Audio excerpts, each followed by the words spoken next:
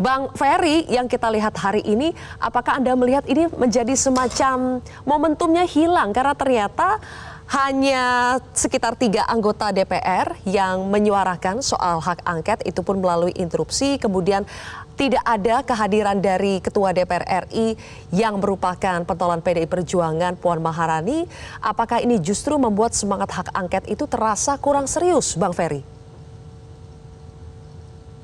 Alat ukurnya bukan di hari ini ya, 3 suara atau tidak tercapainya figur-figur tertentu menyampaikan soal hak angket. Alat ukurnya apakah ada usul hak angket yang ditandatangani oleh 25 anggota DPR dari 2 fraksi minimal gitu ya. Itu alat ukurnya. Jadi tidak perlu khawatir tidak dihadiri oleh Ketua DPR atau tidak, karena bukan itu standar alat ukurnya. Nah, keseriusan juga bisa dilihat dari alasan mengajukan usul hak angket, kan bentuknya tertulis tuh. Apa yang kemudian mau diangket itu bisa dijelaskan dalam tulisan-tulisan itu. Dan tidak perlu khawatir Pak Herman atau terlalu semangat Pak Sahrul, tinggal dibaca saja itu usulan tertulis itu apakah masuk akal atau tidak. Kalau kemudian kita menggunakan analoginya Pak Herman bahwa apakah 01, 03 atau publik yang melakukan pemantauan pemilu akan juga mempermasalahkan kecurangan pemilu jika 02 kalah, ya itu akan sama juga logikanya, apakah Pak Herman akan mempermasalahkan atau berkomentar yang sama jika Demokrat masuk di kubu yang lain, kan gitu. Jadi bukan itu juga standar alat ukur kebenaran kecurangan pemilu. Kalau kami di masyarakat sipil dan akademisi kan sudah memantau cukup lama ya. Dari netralitas penyelenggara saja kami sudah punya 38 alat bukti soal ketidaknetralan mereka. Ada rekamannya, ada videonya, bahkan ada screenshotnya.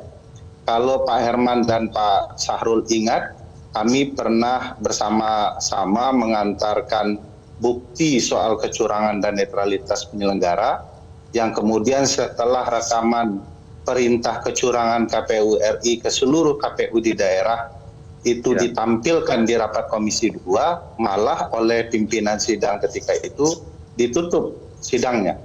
Karena terlalu memperlihatkan nama-nama ya, padahal menurut kami harus diketahui oleh publik. Penyelenggara saja sudah sangat parah itu. Bahkan kalau mau dikaitkan dengan hal yang kekinian, misalnya di Sirekap, ini kalau teman-teman di DPR masih punya nalar curiga yang baik sebagai pengawas penyelenggaraan pemilu, undang-undang ya, mestinya sudah curiga kok ada sistem KPU di Sirekap itu menerima data berupa angka di atas 300, ya, 600, 700, 800.